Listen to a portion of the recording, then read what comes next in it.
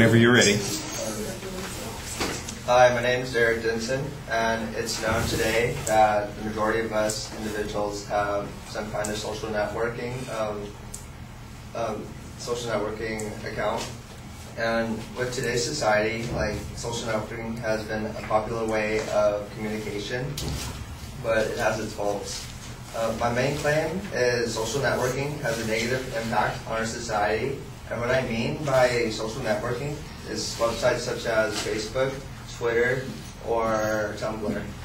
And the outline of my supporting claims, the first one is social networking affects a student's life negatively. The second is employers use social networking for dismissing candidates. And my third one is social networking gives rise to cyberbullying. So to start, I'll go with my first claim, which is, once again, social networking has a negative impact on a student's life.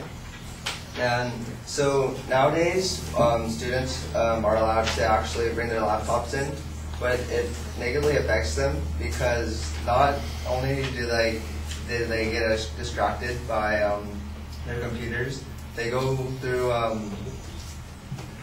they go into websites such as like these social networking, and they don't really pay attention in class. This is not for all students, but then there's a tendency where people actually are kind of, I don't know if it's out of boredom or if they just don't want to listen. But from one of my sources from Harvard Crimson's news article from 2011, in most it quotes in almost any Harvard class across disciplines and course levels, one can see students checking Facebook, reading the New York Times, or checking their Gmails during lectures. So this just emphasizes that this does actually happen within classrooms, but also it happens out of classrooms, like when you're actually studying or doing homework for classes, you're often distracted by your social networking websites. And this negatively impacts them too, because not only do they not actually pay attention in class and get the information that they need for their exams, so when it comes time for them to actually take their exams, they do poorly, which impacts their grades and lowers their GPA.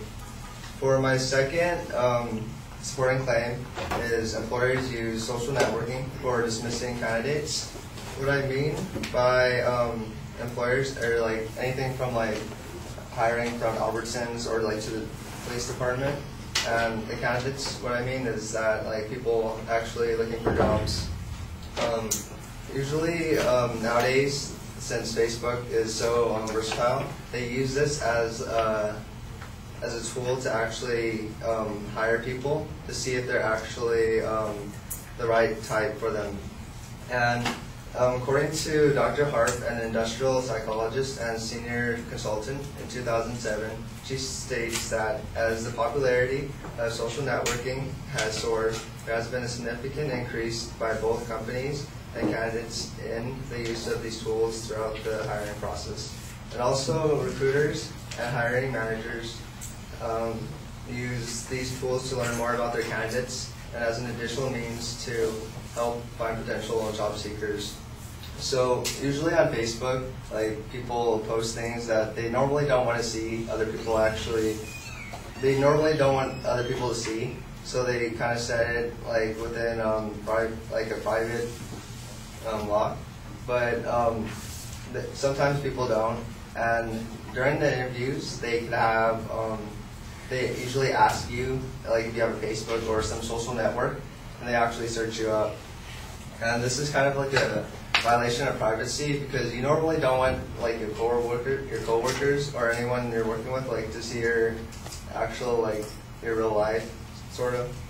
So unless you guys are best friends, but most of the times you guys don't want to have these kind of relationships. For my third supporting claim is social networking gives rise to cyberbullying. Cyberbullying is basically bullying, but from a computer's aspect, where you type in actual phrases and whatnot. It's like pretty much the same thing as regular bullying, but then there's a tendency for this to actually be more harmful. even though like it's just through computers, people are have a tendency to actually type things that they normally wouldn't say.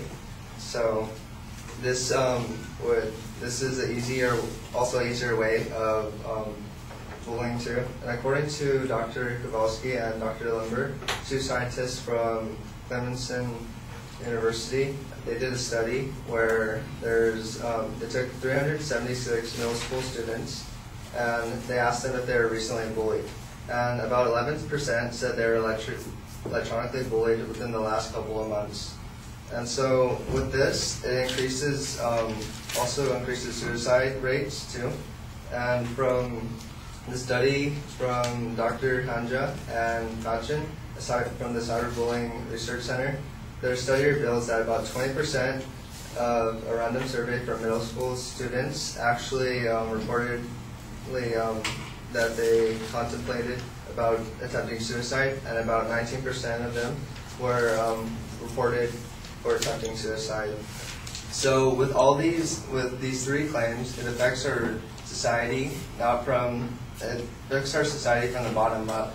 So I believe that social networking has a negative impact on our society.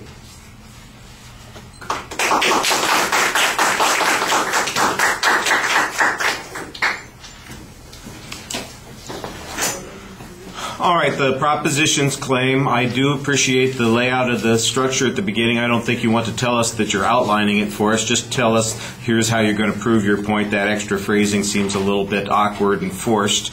I think you could develop the controversy a little bit more at the beginning of the speech. Everything is signposted very clearly in the course of the argument, so we know where you are precisely at all times. You're very dependent on hypotheticals on some of the distraction issues. You did have a couple of authorities that cited examples or experiences, and then later on you also had some authorities talking about some of the problems with these kinds of social networking sites.